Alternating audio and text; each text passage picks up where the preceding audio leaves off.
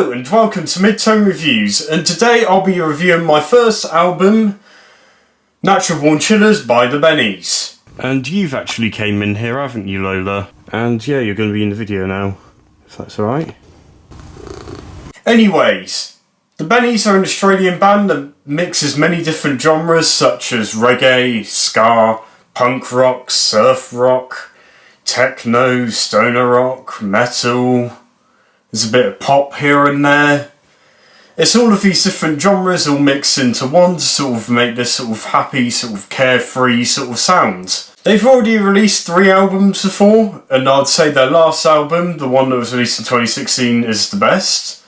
But I'm not here to talk about them other albums, I'm here to talk about Natural Born Chillers. So probably one of the first things that you sort of notice when you're listening to any Bennies one, this is no exception, this album, is a lot of its references to partying, alcohol and drugs.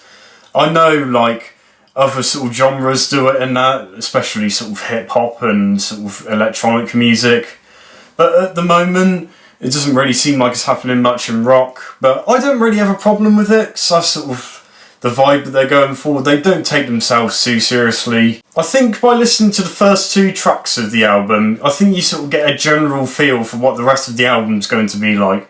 Especially with Get High Like an Angel and Dream Killers. I know they were both released before the actual album came out, but they sort of give sort of what the theme and the setting and the pace and that with the rest of the album.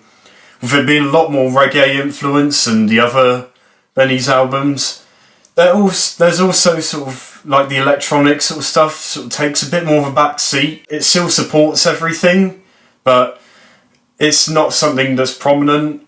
And it sort of has this alien-y sort of vibe to it, especially with Get High Like an Angel, especially with sort of the alien references and that in the song. There's some really good solos on there.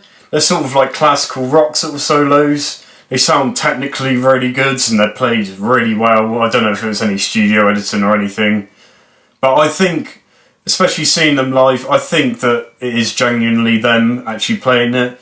And I think it's good that sort of the drums, the bass and sort of all the other instruments sort of all keep in time and sort of like they're still playing in that sort of reggae-ish sort of genre, but they sort of just pick up the pace a little bit, which I quite like.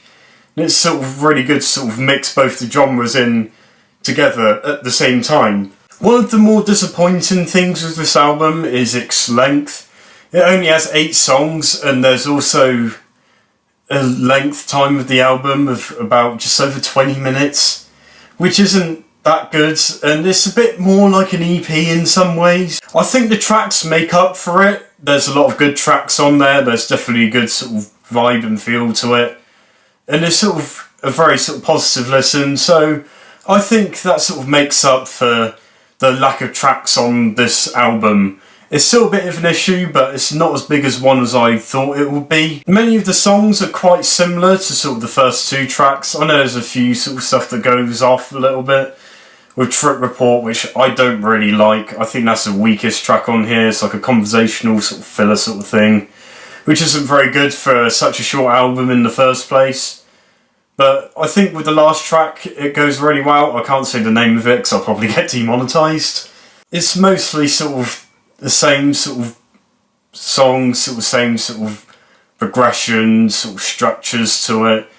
But I think the good thing with that is it all flows quite well. There's all of these sort of different things sort of going in to sort of link up the tracks, especially between Dream Killers and Destination Unknown. So sort of the structures are a bit more typical of a usual sort of poppy sort of song with sort of having the verse, pre-chorus, chorus sort of stuff. I know they've sort of done it before, but I think every track has it in some sort of way, which I think I quite enjoy. I think sort of the vocal sort of performance on this track sort of really emphasises sort of like, oh, just chill, just do whatever you want. And I think that's something which rock's really missing at the moment. You need a variety of bands, to be fair. You always want your sort of your serious bands in there, but you always want something so you just listen sort of casually. And personally, I think the Bennies do a really good job of that. Overall, this album's really good. It's not as good as Wisdom Machine, their previous album, but I think there's still some strong tracks on here. They still keep the vibe and that, and they also change up a little bit with sort of slowing down the songs and that. I think the main thing that disappoints this album is its length, and they could have added a few more songs here and there. I'm probably going to give this album a 7. What do you think? Stay tuned, because I'm going to be uploading in 3 days.